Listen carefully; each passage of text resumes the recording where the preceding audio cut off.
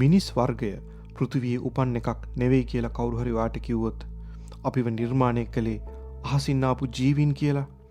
අපි ගොඩ දෙනෙක් හිතාගෙන ඉන්නේ අපේ සෞරග්‍රහ මණ්ඩලයේ අවසානයේට පිහිටි ග්‍රහලෝකය නෙප්චූන් කියලා. නෙප්චූන් තියෙන්නේ අපේ සූර්යාගෙන් ආසන්න වශයෙන් කිලෝමීටර් බිලියන 4.5ක් ඈතින්. ඒත් මම ඔයාලට කිව්වොත් ඊටත් වඩා ගොඩක් ඈතින් අතිශය දියුණු ජීවීන් වාසය කරපු තවත් ග්‍රහලෝකයක් අපේ සෞරග්‍රහ මණ්ඩලයේම තියෙනවා කියලා. ඔව්, ඒ තමයි නිබිරු. අදින් වසර ලක්ෂ ගණනකට කලින් පෘථිවිය කියන්නේ හරිම නිහඬ තැනක්. මිනිස්සු කියලා જાතියක් මේ ලෝකෙ හිටියේ නැහැ. ඒත් එක රැයකින් හැමදේම වෙනස් වුණා. පුරාණ මෙසපොතේමියාවේ වැලි කතරට අහසින් විශාල යානයක් පහත් වුණා. මේ යානය ආවේ නිබිරු කියන ග්‍රහලෝකයේ ඉඳන්. මේ යානාවලින් ගොඩ බැස්සේ සාමාන්‍ය පිරිසක් නෙවෙයි. පැරණි සුමේරියන් ලේඛනවල ඔවුන් හැඳින්වූයේ එකම නමකින්. ඒ තමයි අනුනාකි. එහි තේරුම අහසින් පොළවට ආපු අය යන්නයි. 19 වෙනි සතවර්ෂයේ අගභාගයේදී මෙසොපොතේමියානු ශිෂ්ටාචාර භූමියෙන් ගොඩගත් පුරාණ මැටිපුවරු මත ලියූ සුමේරියානු ඉතිහාස වාර්තා පරිවර්තනය කළ සෙකරියා සිට්චින් කියන ලේඛකයා ලෝකයට අලුත් මතයක් ඉදිරිපත් කළා. ඔහුගේ ඒ අදහස් ඇසුරින් අද අපි සජීවීකරණය කරන්නේ අනුනාකිවරුන් පෘථිවියට පැමිණීමේ ඒ අద్භූත කතාවයි. ඔයාලා එකතු වෙලා ඉන්නේ බ්ලැක් බොක්ස් රෙකෝඩ්ස් එක්ක.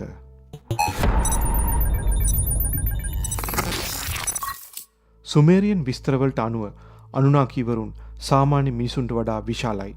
ඔවුන් සාමාන්‍යයෙන් අඩි 10ක් 12ක් දක්වා උසකින් යුක්ත වුණා. ඔවුන් සතුව ඉතා ශක්තිමත් ශරීර තිබුණා. ඔවුන් පැළඳ සිටියේ රන්වන් සන්නහ වැනි ඉතාමත් දියුණු ඇඳුම්. මේ ඇඳුම් ඔවුන්ගේ ශරීරයේ උෂ්ණත්වය සහ පීඩනය පාලනය කිරීමට සමත් වුණා කියලා විශ්වාස කරනවා. සමහර කැටයම්වල ඔවුන්ට පියාපත් ඇති බව පෙන්වනවා.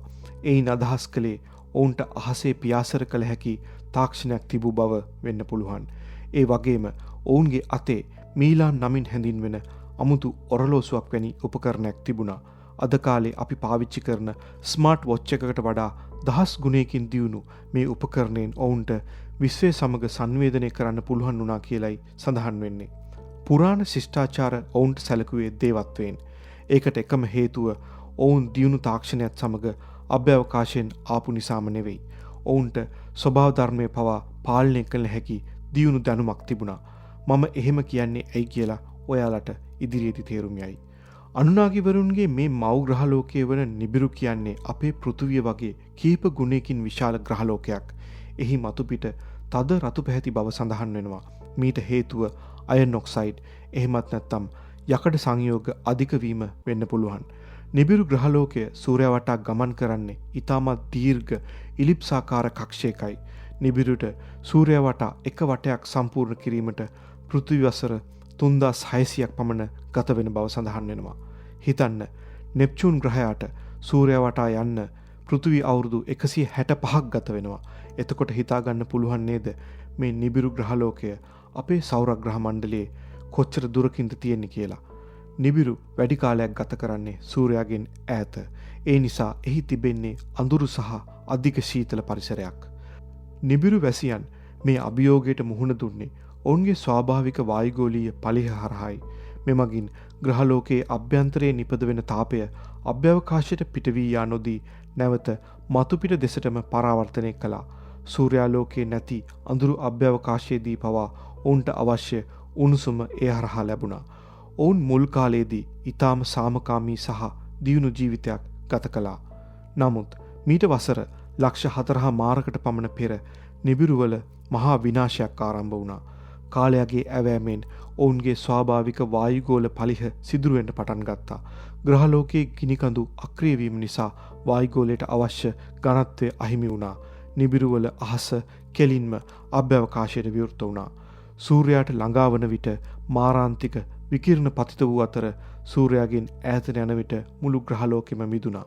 නිබිරු වැසියන් ලක්ෂ ගණනින් මේ යන්න පටන් ගත්තා.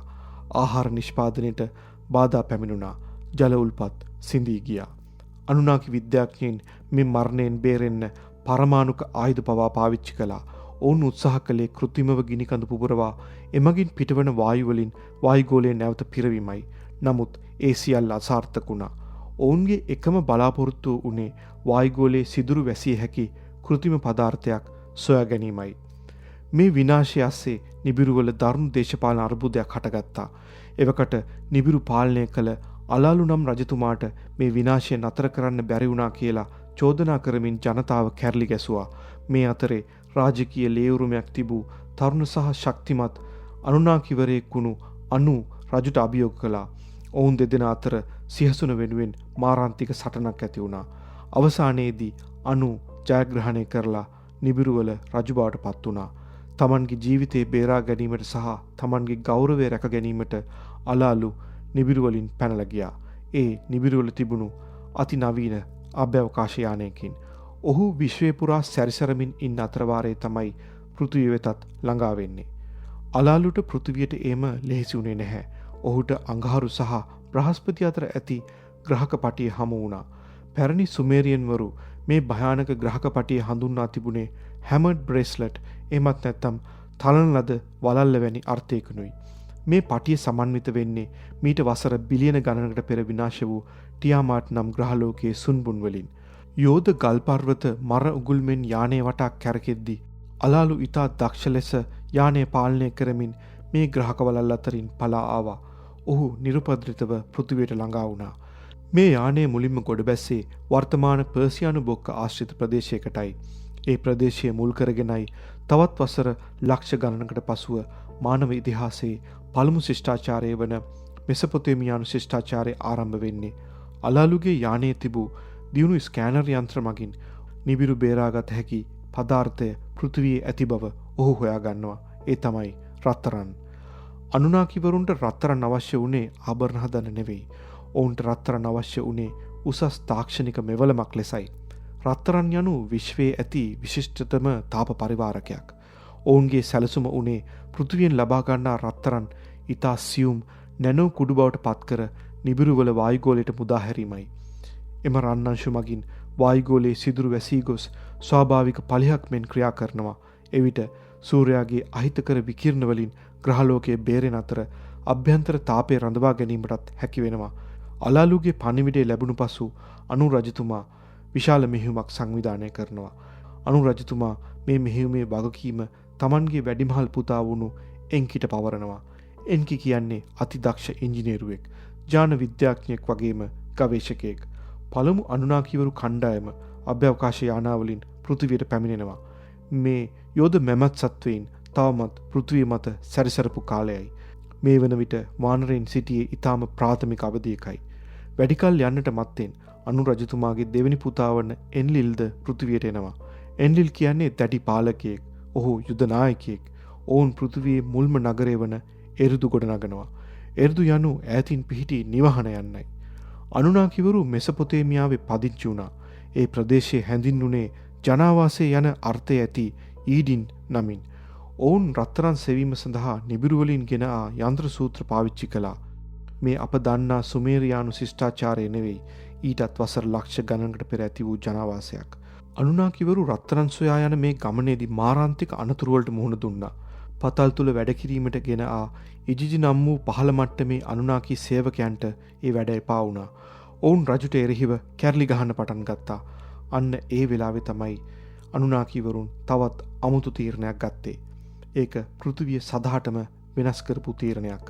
අනුනාකිවරුන් වෙනුවෙන් රත්තරන් හාරන්න ජාන විද්‍යාවේ උපකාරයෙන් ඔවුන් අලුත් සේවකින් පිරිසක් නිර්මාණය කළා. එතකොට ඉජිජි ජාතියට මොකද වුණේ? අනුනාකිවරුන්ට නිබිරු බේරගන්න හැකි වුණාද? මේ සියලු ප්‍රශ්නවලට පිළිතුරු අපි ඊළඟ වීඩියෝවෙන් සජීවීකරණය කරන්න සූදානම්. අපි කවුද කියන එකට පිළිතුර ඒ වීඩියෝවෙන් හෙළිවෙයි. ඔයාලගේ අදහස් කමෙන්ට් කරගෙන යන්න. ඊළඟ කතාවෙන් නැවත හමු වෙමු. මේ Black Box Records.